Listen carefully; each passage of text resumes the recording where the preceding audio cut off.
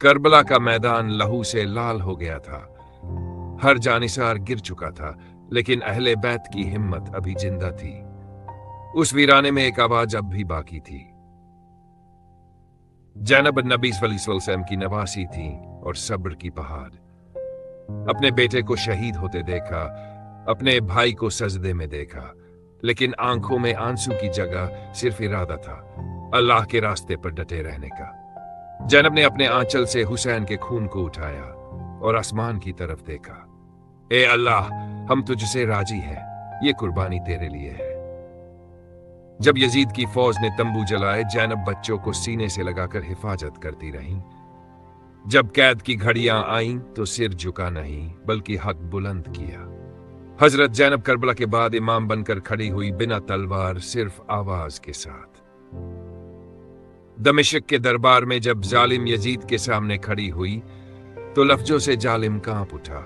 उन्होंने कहा, ऐ यजीद, तूने समझा कि तू जीत गया? नहीं, तू हार गया।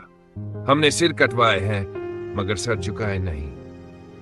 उनके एक एक लफ्ज ने करबला को जिंदा कर दिया। उनके साथ थे इमाम जैनुल आबिदीन, हुसैन के बेटे और करबला के वाहिद जिंदा वारिस। बीमारी की हालत में भी सजदा नहीं छोड़ा, कैद में भी नमाज नहीं छोड़ी। उनकी खामोशी सबसे बड़ी चीख थी। उन्होंने सब्र के साथ इस्लाम का चिराग जला दिया। इमाम जैनुल आबिदीन ने अपने दुश्मनों को दुआ दी और अपने आशिकों को सबक दिया। उनका सबसे बड़ा हथियार था इल्म, इबादत और इखलास। उन्होंने सहीफा सजा दिया जैसा खजाना उम्मत को दिया, जिसमें दुआ की रूह बसती है। उन्होंने अपने वालिद की शहादत को गम में नहीं बल्कि हक की याद में बदल दिया। हजरत जैनब और इमाम जैनुल आबिदीन ने इस्लाम को सिर्फ बचाया नहीं, बल्कि पूरी उम्मत को बता दिया कि अहले बैत की मोहब्बत सिर्फ रस्म नहीं, ईमान है। अब सुनो इस कहानी का सबक। इस कहानी में सिर्फ आंसू नहीं, तालीम भी है। हुसैन ने हमें सिखाया कि हक के लिए अकेले भी खड़े हो सकते हैं। जैनब ने हमें बताया कि औरत की आवाज भी जालिम को हिला सकती है। जैनुल आबिदीन ने सिखाया कि सब्र और नमाज से हर जख्म भर सकता है। अहले बैत की जिंदगी कुरान का चल फिरता तर्जुमा थी।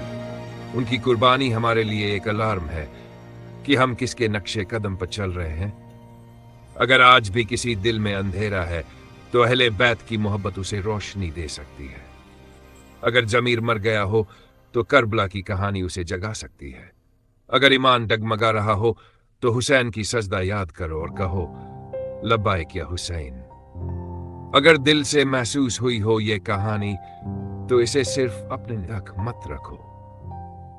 इसे लाइक करो, कमेंट में लिखो लब्बाइकिन, शेयर करो ताकि हर दिल तक ये पैगाम पहुंचे, और सब्सक्राइब करना मत भूलो, क्योंकि हम लाते हैं दिल से जुड़ा इस्लामी सच्चा कंटेंट।